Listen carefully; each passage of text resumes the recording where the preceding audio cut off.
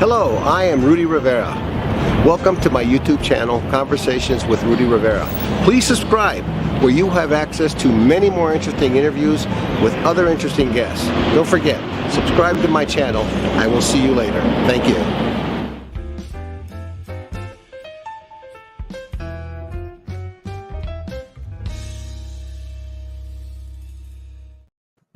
Hello.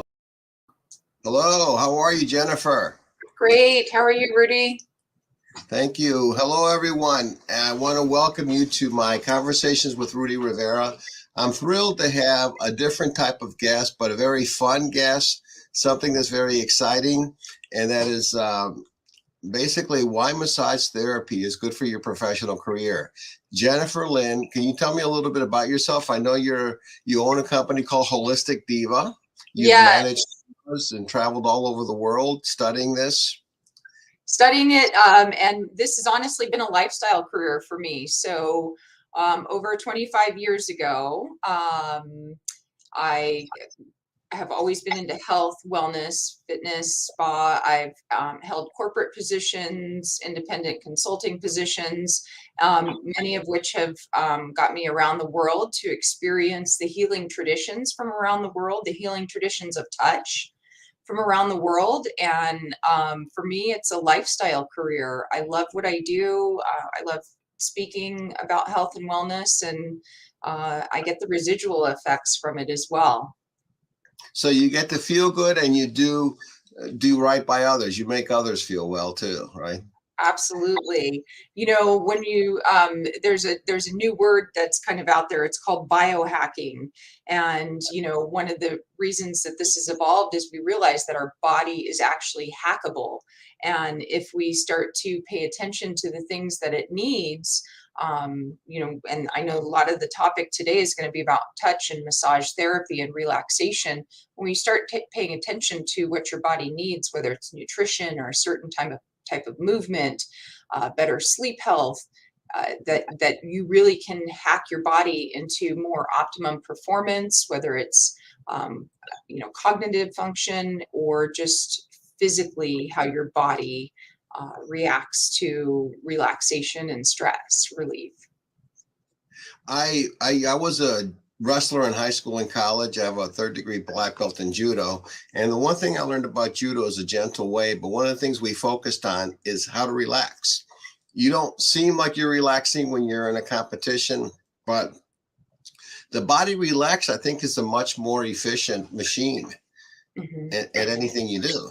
Yeah, and I'm sure in that they talked a lot about breath work and how important, you know, getting control and recognizing where your breath pattern is. Your breath is really a reflection of what's going on in your life. If it's short and shallow, and then there's likely that you're taking on some kind of stress, or stress is presenting itself in some way. And when you stop to pay attention to your breath and you can change that breath pattern, you can get yourself into a more rest and relaxation. And I imagine, without speaking about the martial arts, that's really about being in that flow, being in that moment, being, you know, connected to your breath is essential to movement and flow. No, you're absolutely right. Breathing is essential. In fact, when I teach some of the younger students, it says, I can tell when you're going to attack by the way you breathe.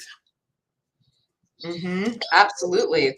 Yeah. And when you do start paying attention to that yourself, you will recognize when that short, shallow breath is coming, that it's usually because something's stressful and you're about to maybe say something stressful. But when you start to recognize that and you can control that, it presents very differently. And I would imagine, even in your world, in the legal world, that, you know, your body doesn't understand the difference of stress, whether it is a competitive judo experience or the, you know, that figurative bear chasing you, or, you know, 50 emails looking for immediate response.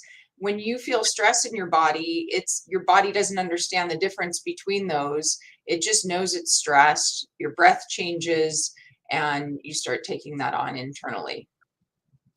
I know a number of colleagues who swear by a massage every week. Mm-hmm. They say they can't function without it. Some every week, some every 2 weeks. They just really swear by that. They said they cannot function without that. And I find it interesting that that part of it, they can't relax themselves. They need somebody to relax and teach them how to do it, right? Mm-hmm. And Yeah, well, back to the talk about that stress, and even though stress may not be presenting itself, at some point you've internalized that. And why massage is such a powerful tool, that sense of touch, when you have stress presenting it and you're not doing anything to move it out of your body, it's still in there. And a lot of times stress can get locked into your muscular system, and that's why when you go for a massage and you find that therapist that's just able to help relief and release that, and even through, some conscious breathing, you're letting go of something that you had internalized. And so that kind of helps you to reset, especially if it's somebody that's doing it on a weekly basis. They're going to go and get themselves all stressed out during the week, but they know that they've found a tool to help that stress move through their body. I find that people deal with stress differently. Mhm. And I think because of my judo experience, the stress doesn't affect me physically because Mhm. I've learned to deflect it. But I've seen people make physical changes when they're stressed. The Oh, muscles cramp absolutely. up. They're scrouched up. Their mind can't think. Absolutely. For me, it hasn't been the martial arts, but I found my stress relief and my clarity and my ability to deal with stress and strong emotions through my meditation practice, actually. And it helps to build that emotional resilience. um, I like to say it's not, your brain is like a muscle. And so when you start to meditate, it's not like you would go out and start by running a marathon. So if you're, starting to get introduced to something like meditation or judo or some type of movement therapy, that, you start and be kind to yourself, start with a small pattern and build up. And then you can start to build resilience. You didn't start out as a black belt. So meditating 15, 20, 30 minutes may not be the right, introductory. Starting with 5 minutes. And I use the allegorical story of the two boys that chop wood. The one that continues chopping wood and doesn't stop to sharpen his axe or eat a sandwich and refuel and rest his arm and his body, is not going to chop as much wood as the one that takes the time to take a little rest, eat a little sandwich, sharpen the axe, take that time and go back to what you're doing. You're going to find that you're just that much more productive and efficient. Well, when the body's tired, Hmm. the mind is hard to function. And the inverse is true. When the mind is really tired and you're unable to meditate, it affects the body. So they're both like it's a circle, they're both interrelated. One can't function without the other, obviously.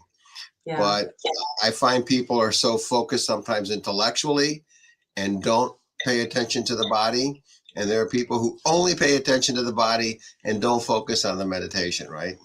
Yeah, absolutely. Well, and for those people, that's why massage therapy probably works so well for them, because when they're here all week, they're not in their body. And so when they go for that massage, number one, that sense of touch immediately connects them to their body and their breath. And then from there, that mental and physical fatigue can start to work through that high sense of touch, especially if you've got somebody skilled. And stretch and recovery also. So it doesn't have to be just traditional massage where you're going and completely disrobing and somebody's touching you directly. There's other ways too, through the stretch, and there's a lot of places that are starting to open up right now, right around those big fitness centers, because stretch and recovery can also, again, be really effective. I'm sure that was part of the practice in your judo. At judo and wrestling, you didn't stretch, you pulled a muscle. Mm-hmm. You had to learn to relax the muscles. But Jennifer, how did you get into this thing? Obviously, you were born thinking, "Gee, I want to do this." You know, this is something you worked into. What was your aha moment when you decided this is what I want to do? This is my way to help people. Yeah, well, I was born and raised here in Las Vegas. It's my home base, and I always knew I wanted to be in hospitality. I love to serve. I love to serve people. And then I was an athlete, and doing things that were along those lines. And so I was very much into health and fitness. And it ended up kind of segueing for me, where I started my career in hospitality in the spa and wellness and fitness sector. And I just became super passionate about it. Like I said, for me, it ended up being a lifestyle career. I felt very entrepreneurial. I was able to navigate through this corporate world in this fitness, wellness, massage sector. And nowadays it's there's been a huge proliferation as it relates to massage. And I credit a lot of that to those the membership based massages that have started to open up in places. So it kind of democratized massage. It wasn't just about going, on a vacation to a resort to go get a massage. There was now this opportunity to introduce this into your weekly regular schedule and practice, and find that stress relief. But I want my listeners though to be very clear. Okay, you Mhm. are not. I mean, yeah, you can do the massage, but this is a discipline for you. This Mhm. is a whole business for you. You've turned this into a business. And what I find interesting is how you can take something you love and turn it into a business. I And recommend you, everybody do that. well, I do it too. I I love was being gonna a say, I lawyer. feel like you're in the same path. Oh, I love being a lawyer. You know, my second passion would be to be a talk show host, which is why I'm doing these talks on YouTube, and talking to interesting people like you. But what I want my listeners to take away from this thing is whatever you love. In your case, Mhm. people think of massage therapist as somebody who just gives massages. There's more to that. There's a whole philosophy and discipline to that. You study extensively. Not only have you studied it, but you've traveled the world Mhm. doing this to learn from all the different people in different countries, right? Absolutely. Yeah. I like to say I'm just a constant learner. And I think when you're doing something that you love, that you're constantly seeking out new information. And when we think about spa and wellness, it's some of these places are thousands of year old practices. When I go to places like Thailand, they've been practicing massage therapy, and when I studied traditional Chinese medicine in Hong Kong, they've been, before we had X-rays and MRIs, these Ayurvedic and traditional Chinese medicine practices wanted to understand how the body worked by finding energy channels, and that's through the sense of touch and massage. So they understood it in a very different way. And it's fascinating to have spent my lifestyle career searching the world for all kinds of new techniques and in wellness and health, longevity, things that have been around forever that we have slipped away from, and then finding our way back to a very simplistic approach in many ways, especially when you look at traditional Chinese medicine and Ayurveda. It's very much about the energy centers of the body and how your energy or your chi flows through your body. And one of the best ways to get that flowing in its correct patterns and is through the sense of touch and massage. So it's fascinating. I find it interesting that some people still think about it as, well, I don't need a massage. Mm, I'm already relaxed. And then until they get one, they don't realize how tense they are. Mm-hmm. and how relaxed they are. There's also other people I've met who, live and die by it. I know some people who are into Reiki. One of my old Mm-hmm. clients was really into Reiki, and some of his friends who've been Reiki by him swear by it. There's also reflexology, where certain parts of the body, especially along the feet, will Yes. relax other parts of the body. So it's not just really massage, it's a whole God array. Just like there's so Yeah. many different types of lawyers, there's so many different ways that you can get, find spiritual, being spiritually in tune with your body, Yeah. you know, So and that's really, Reiki, and just for yeah, our listeners, so Reiki is a no hands-on right. massage experience. It's an energy work. And back to the fact that we were talking about traditional Chinese medicine and Ayurveda. So they very much believe that we have energy centers in our body. In Ayurveda, there are the 7 chakras that correlate from the top of our body down into through our spine, basically. And when those are open and your chakras are moving in a clockwise and open direction, everything's kind of flowing from, your basis and your grounding all the way up to your greater spiritual connection and your higher self. And then in traditional Chinese medicine, they actually have meridians, or they believe that there's meridians that run through our body. Those are the energy centers, and they run through 2 or 3 major organs. And when those energy centers, those meridians are interrupted, that's where dis-ease comes in. Not necessarily a full disease, but dis-ease, DISEASE, can come into play because you have a disruption in an energy center in your body. I went to a TCM doctor in Hong Kong one time, and one of the ways that they can tell what's going on with your body is just doing a pulse check. So they can take your wrist, and based on your heartbeat and the flow of your blood, they can sense and understand where there might be disruptions. And then that's when they go in and they do the acupuncture needle placements. And there's herbs that complement it and everything. It's really fascinating. And then if you go into Ayurveda, which is more the chakras and the energy centers, a lot of their diagnosis or diagnostic tools are you can look at somebody's tongue and see exactly what's happening in their body based on the appearance of their tongue. There's iridology. You can look at somebody's eyes and tell what's happening in their body based on their eye patterns and different things. It's fascinating. The body is amazing. And we were all born perfect. It's just a matter of finding out how to get back to that homeostatic state. It's how to find perfection as best as you can. Mm-hmm. And none of this is a replacement for actual medicine, but I think it works in conjunction with actual medicine. Obviously, it's there are some people who sell it as, well, I stopped seeing the doctors and I went into meditation. It's really intended to supplement whatever Absolutely. I'm very much medicine. an Eastern and Western practice. I think for me, the fascination goes back that these have been thousands of year old practices. But the reality is we've got to look at the whole person. And then sometimes in Western medicine, they look at the parts of the person. And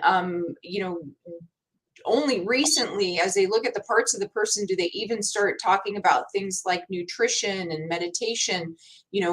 Because one of the things we do understand now is inflammation in the body is and constant inflammation in the body is also another source of dis-ease, and where the disruption in your health and well-being can come from.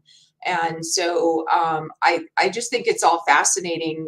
And for me, I am also a certified health coach. I graduated from the Institute of Integrated Nutrition, and we look at primary and secondary foods, and primary foods being something very different than what you would think. It's not the traditional nutrition that you take into your body, but again, it's looking at that whole person.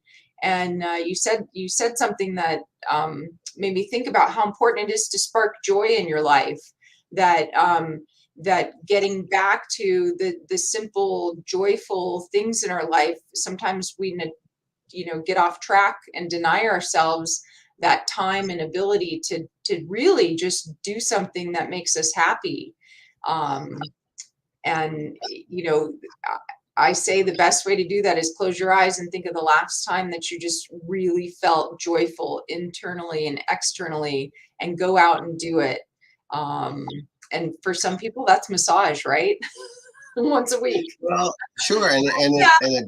it boosts your energy, right? Mm-hmm.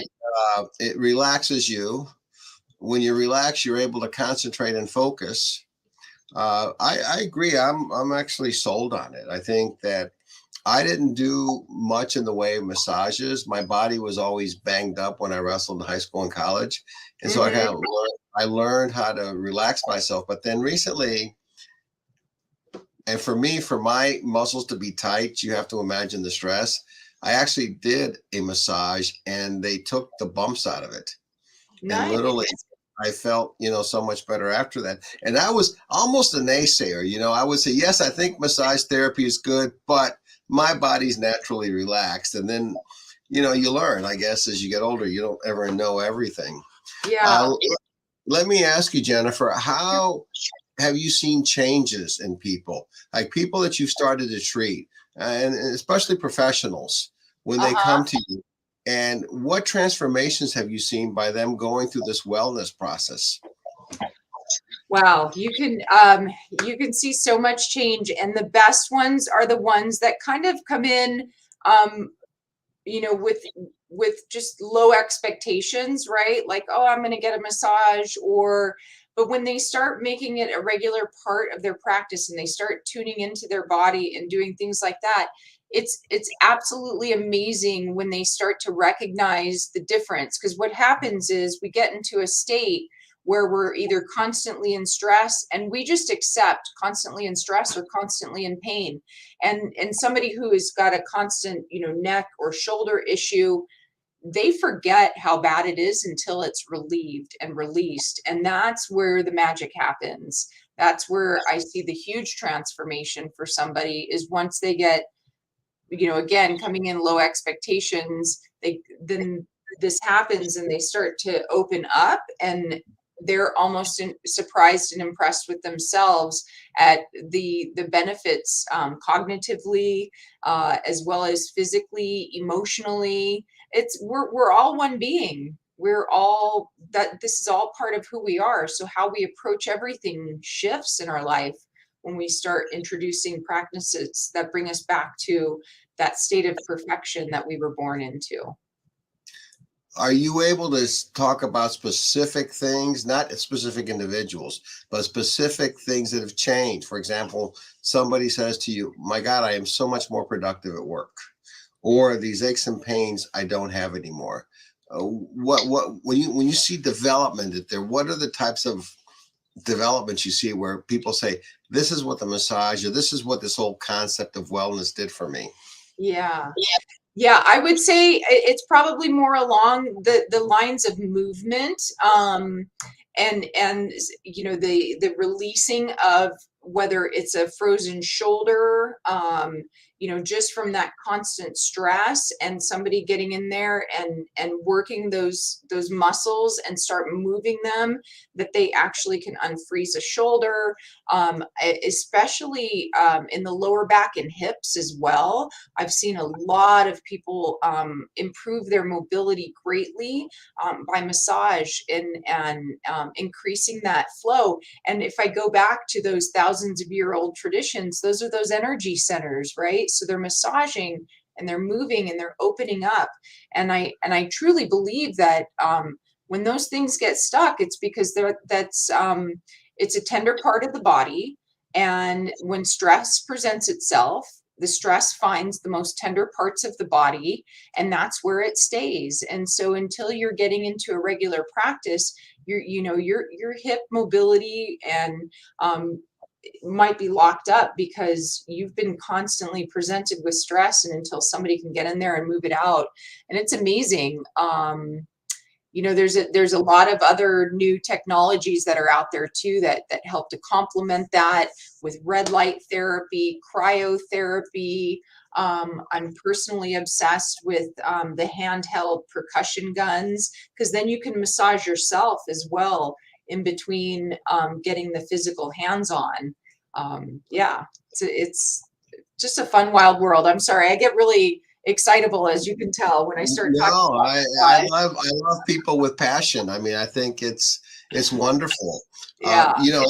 Interesting, Jennifer. Forbes, there's an article in Forbes Mm-hmm. on February 22nd of 2021 by Brian Robinson, PhD, says how massage therapy enhances work performance and career success. And he indicates in his article that it even helps you with depression, that it's a way that companies can use to enhance work performance. It's easy to get depressed at work, especially with this pandemic where people have been working from home in silos, Mm-hmm. Um, and it indicated that it was once controversial, but now, science-backed studies have shown that it's beneficial for job performance, right? Mm-hmm. Uh, Job stress, according to the article, can lead to low morale, increased anxiety and depression, as well as other health-related concerns. And these especially are as a result of the pandemic. Yeah, absolutely. I mean, I'm a huge proponent in the corporate world at looking at workplace wellness and those opportunities to again look at the whole person and see what opportunities you can provide to them, so that that you can get the best performance out of them. It's not just about presenting more work for them, but their productivity, their efficiency, the turnover, in that workplace wellness world. It's so important to start looking at that. And obviously, if we connect this back to massage, um, there's um, there's a nice opportunity there for these compensation plans to start looking at what does wellness mean to the team member. It's a competitive work world out there. And I say that the employer that's able to provide a better package that looks at that whole person, um, is going to be the one that is ahead of the curve and ahead of the hiring, especially in these large corporations. Well, the article goes on to say that there's worksite acupressure is an Mm-hmm. area. There's the chair massage Mm-hmm. that it employees receiving this type of massage reported feeling an increase in general well-being, less depression and anxiety symptoms, and increased ability to control their emotions, and fewer sleep disturbances. Overall, the study found that employees receiving massages maintained their job satisfaction, where those not receiving a massage had a decrease in job satisfaction. Yeah, I mean, I'm sure you can apply it directly to yourself and the type of work that you do, right? Being, and of course, with your judo practice, that puts you into a better state. But having that, regular introduction in your life just helps you present very so much better. And I come from the customer service and hospitality background, so that's pretty tough day in and day out. And the service world is tough these days, on top of it, since the pandemic. And so, having employees that have greater satisfaction and the ability to present and represent the brand and at their best are essential. Like I said, I am a huge proponent of the percussion guns that you can get now, that you can do the massage yourself, because even those, you can do it on each other. You don't have to get undressed. And when we start thinking about this workplace, it's about workplace culture. So if anybody that's listening right now has the opportunity to influence workplace culture, let that be the biggest message that we get out of here, Rudy, is that, really thinking about taking care of the individual and what kind of programs and opportunities do you put into place to make sure that you're uh, really cultivating a space for people to perform at their best. Everybody wants to. It's why you hired them, you know? Exactly. That's why I get hired. That's why, any employee gets hired. That's why you get hired. You want always people who are going to be at your best. I think there are people, though, who don't think it's a good thing to do. They think, I'm macho. I don't need it. But what I find is that the people who tend to be open-minded about it and Mm-hmm. explore these things also tend to be open-minded about other things, too. Yeah. So it's funny you say that. So I'll tell you statistically, the spa and massage world, it's typically about 65% female. But one of the Mhm. things that's interesting here in Las Vegas, it's about 40%, 45% male. And it skews a little bit differently here because the consumer that comes to Las Vegas might be coming for business and for sports, and so there are fewer men that are Mhm. have approached this.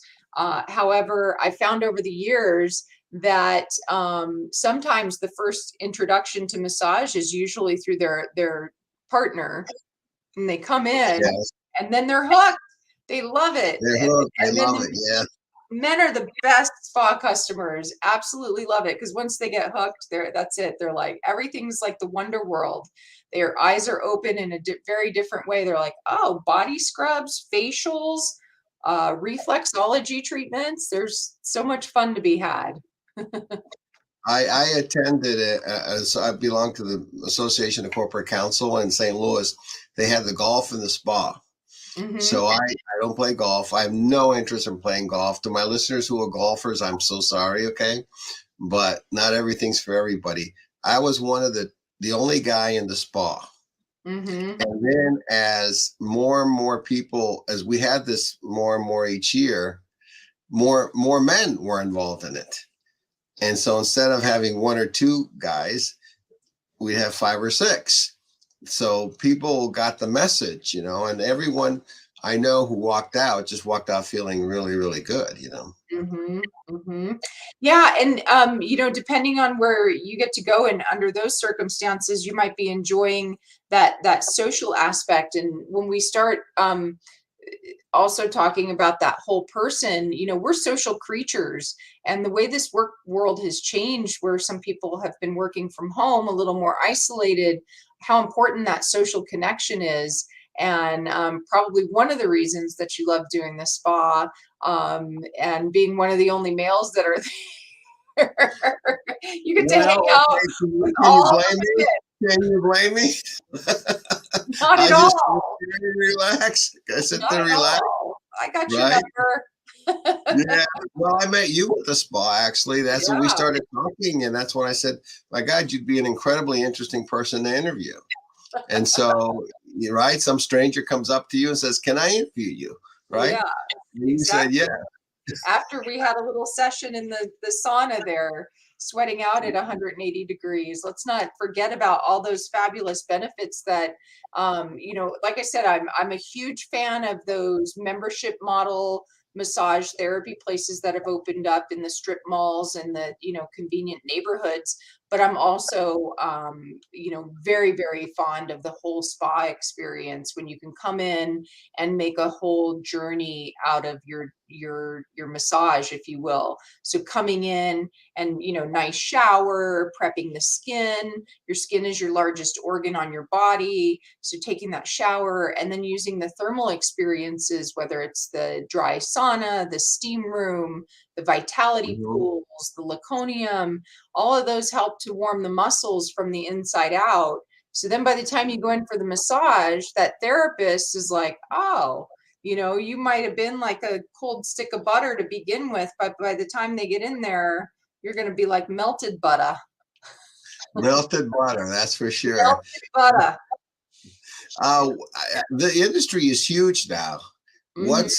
Do you have any facts or figures on what the revenue is in the massage industry?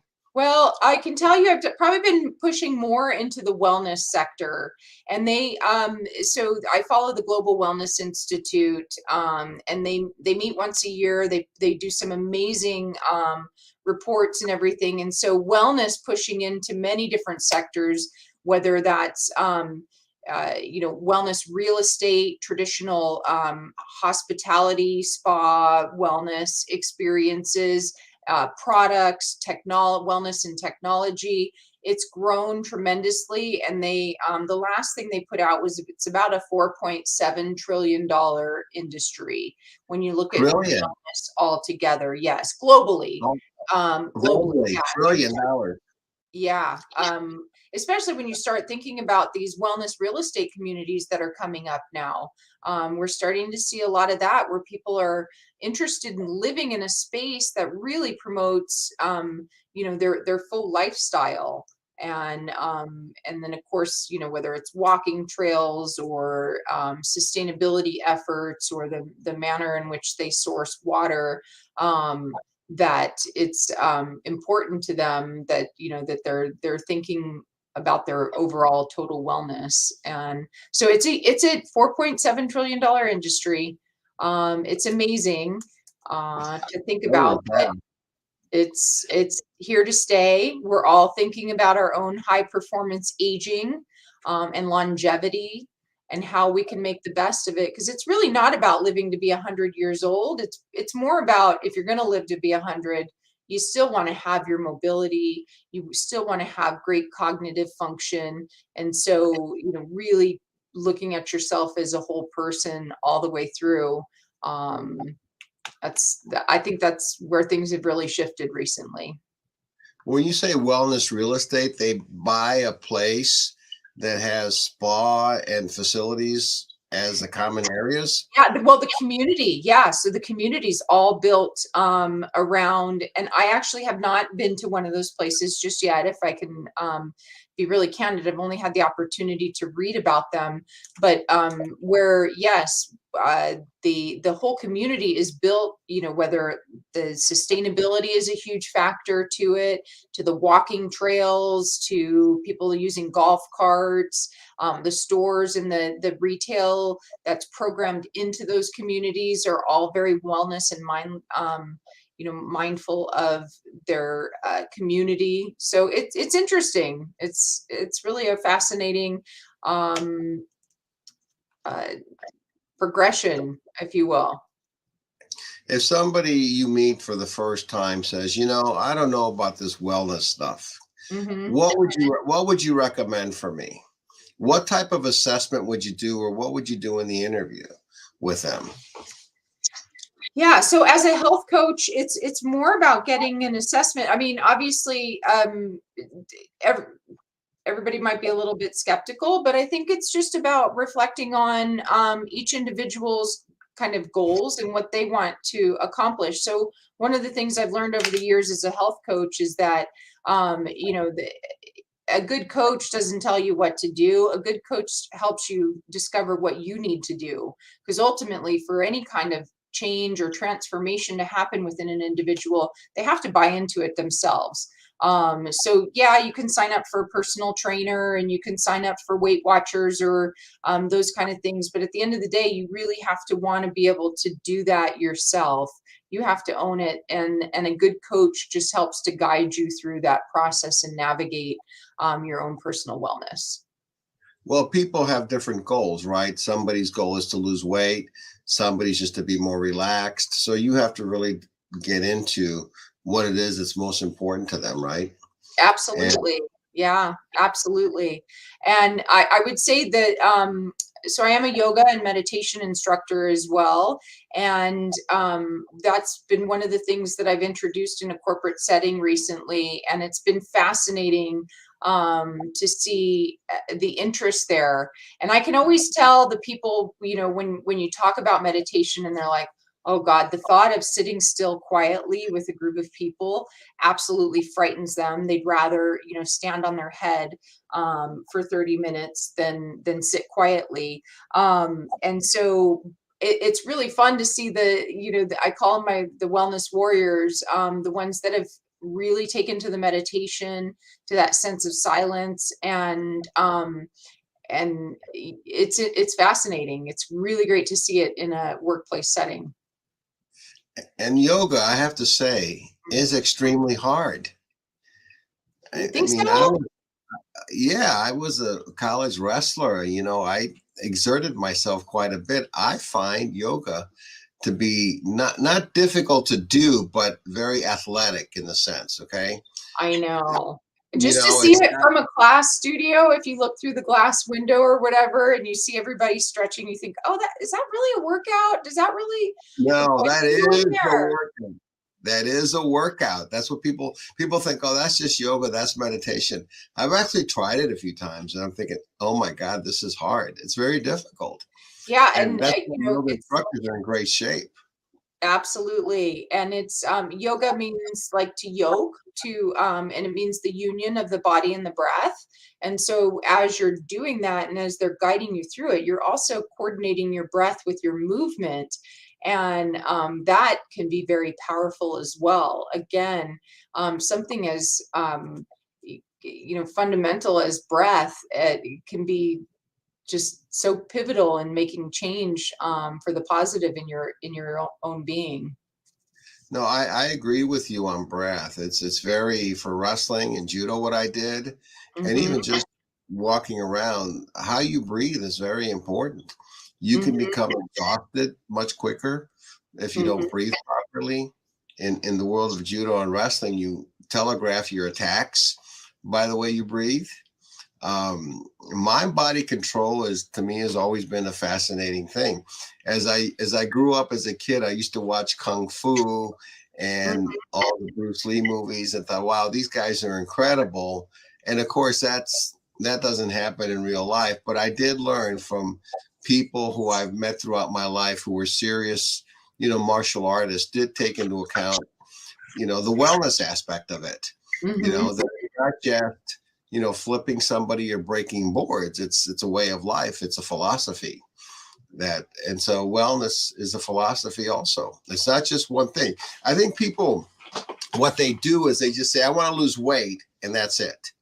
Hmm. Hmm. They don't get to that one. They just at one little part. They don't get to the whole part of it that I need to do more than just lose weight. I need to keep it off, right? Yeah. And I need to also think better about myself, because I've lost the weight. Hmm. Um, I need to be well up here. Otherwise, I just go back to gaining the weight, right?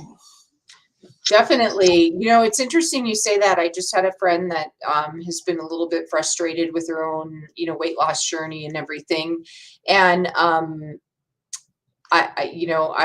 tentative to share this with people because sometimes, energetically, if they're holding on to things, then that's physically how they're manifesting in their body. And so, that whole person and that ability to lose weight or to get into a better state of optimum health is also looking at your, emotional and mental state, and how Exactly. that is because we present exactly how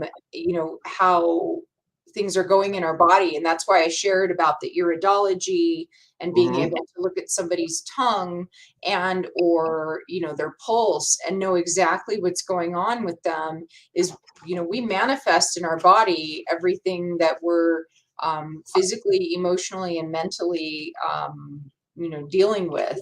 And so things come up that way, and weight loss may not just be about that diet and exercise, that there's something there, and finding a better mental state or dealing with Right. some emotions. It's other issues, it's Mhm. dealing with other issues.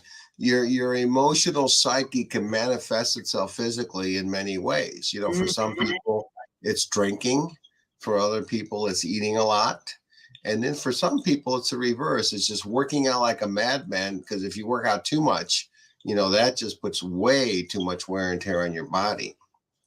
Yeah, or the yeah. person that's a workaholic too, right? That's an addiction in and of itself, and you're probably masking something there too.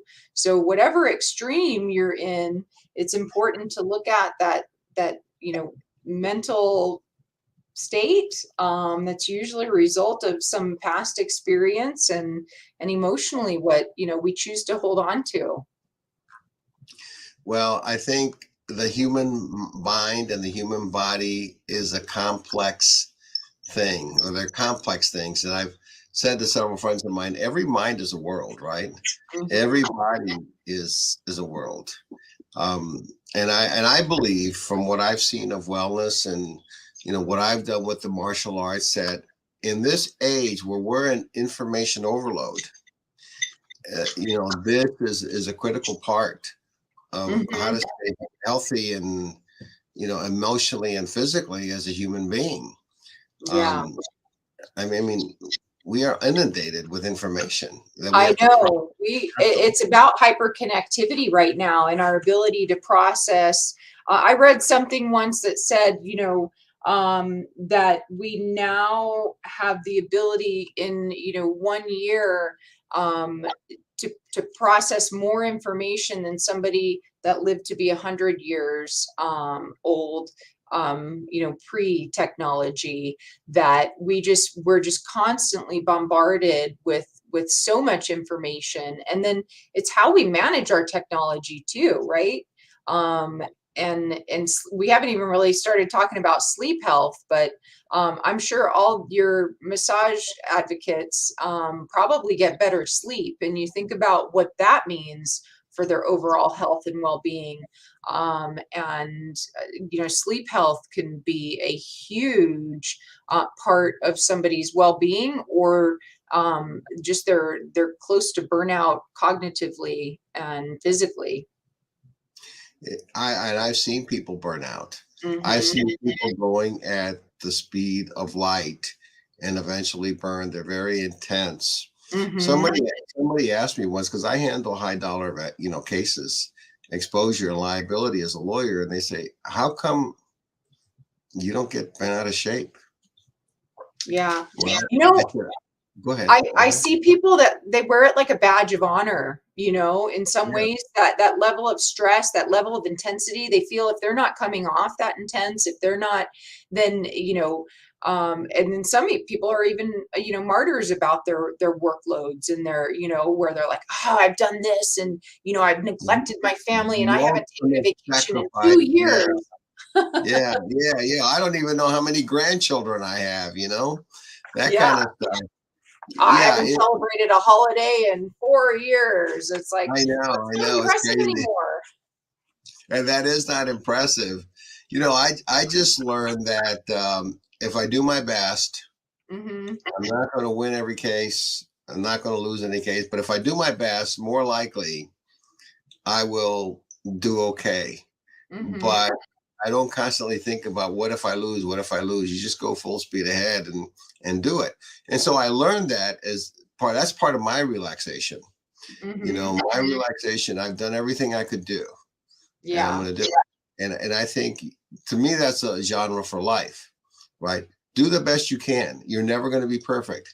If you spend your time trying to be perfect, it's never going to happen, and you're going to frustrate yourself. I hopefully will finish writing my book uh, uh, when I can find the time to hyper focus on it. And one Hmm. of the chapters in it is the perfectionist syndrome. That Yeah. what causes stress is that we expect to be perfect. And since it's never going to be perfect, we never move. And therefore, we become paralyzed. It's called paralysis by analysis. And then, I was just going to say that. I was like, sometimes it paralyzes people. The perfectionists don't move exactly. forward because they're like, unless it's going to be perfect, I'm not capable of, doing anything else. And they can't even get themselves started sometimes. Exactly. And I think with one of the reasons why people fail in wellness is because they look to what the end goal is, and do not focus on the intermediate goals. So about 5 years ago, I got really sick in Mexico City. I canceled my appointments and I thought, oh, this isn't good, you know. I Mhm. get back, I had a cough for like 2 weeks. I couldn't, didn't know what to do with. And I just decided, you know what, I'm going to lose weight. And that's what I did. So I dropped about 60 pounds doing that. Congratulations. Yeah. Focusing. But what changed my mindset, though, is that, okay, I'm going to see what I can lose today. Yeah. Or I'm going to see how I behave today for this meal and worry about the next one rather than thinking the reverse. Well, I'm going to eat the pizza and the fried chicken for lunch, but I'll behave during lunch. And so I started looking at it as weekly rather than, oh my God, I got like 60 pounds to lose, you know? Mm-hmm. Um, Mm-hmm. and I think that in wellness, what you got to do is take these short term goals, look at them as victories, but don't, lose the end game. And Yeah. then once you get to the end game, I think that's where, another aspect of the wellness comes in, because you then say, now I have to maintain this. Mm-hmm. It's not like, all right, I lost all this weight. Richard Simmons had a guy who lost, God, he was almost 800 pounds and he lost it.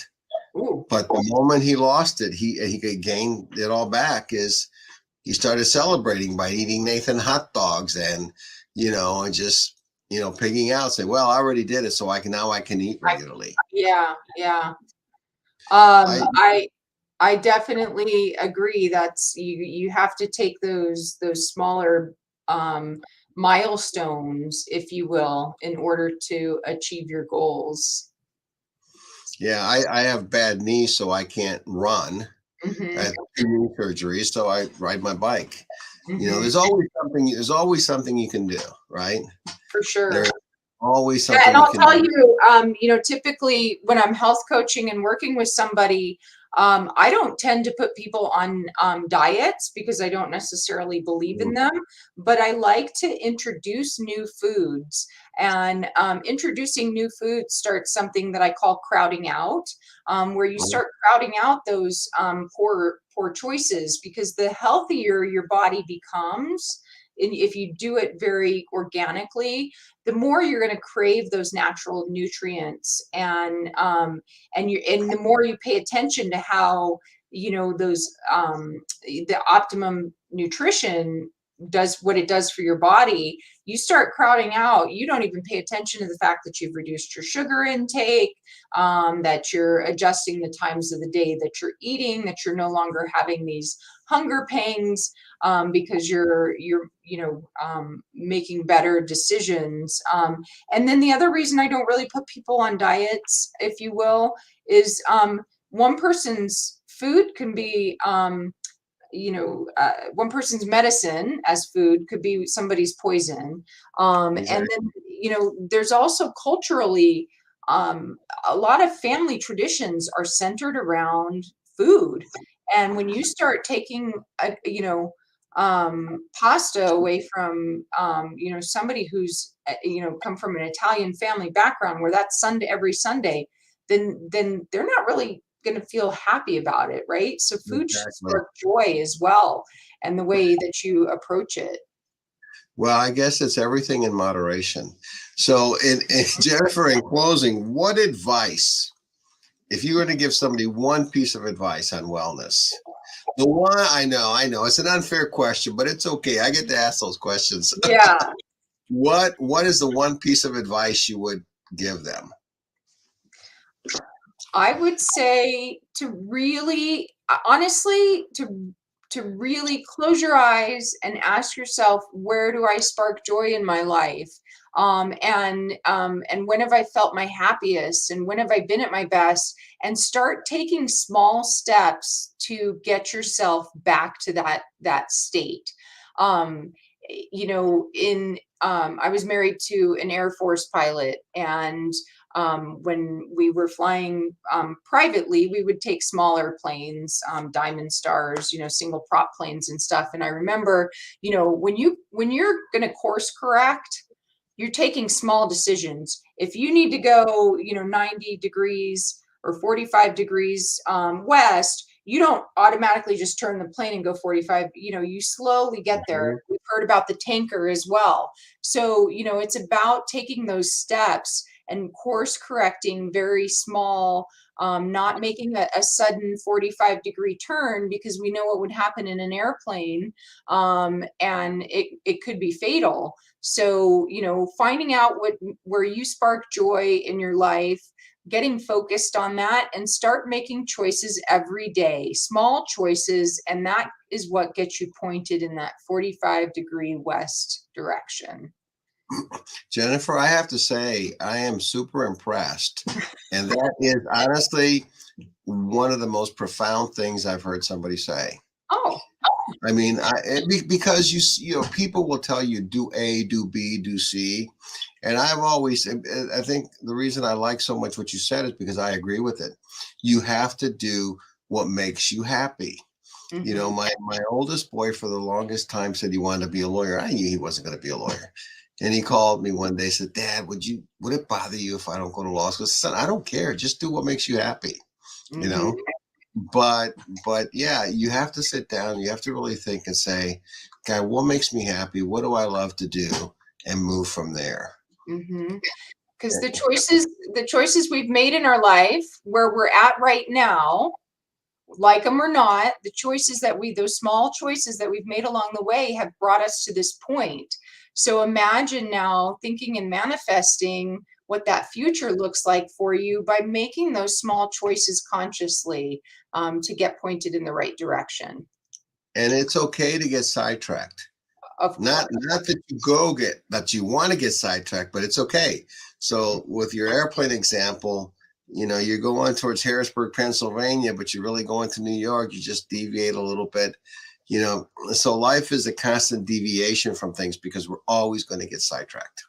Absolutely. Always going to get that's incredible philosophy. I really appreciate it. Well, thank you, everyone. Thank you, Jennifer. Yeah, I thank truly you. am grateful that you decided to come on my show. It was a great conversation. It was a fun conversation. I Good. talk about my next one is going to be on international arbitration. This is definitely much more fun. Okay. So I'm sandwiched in between some tort law and legal arbitration, huh?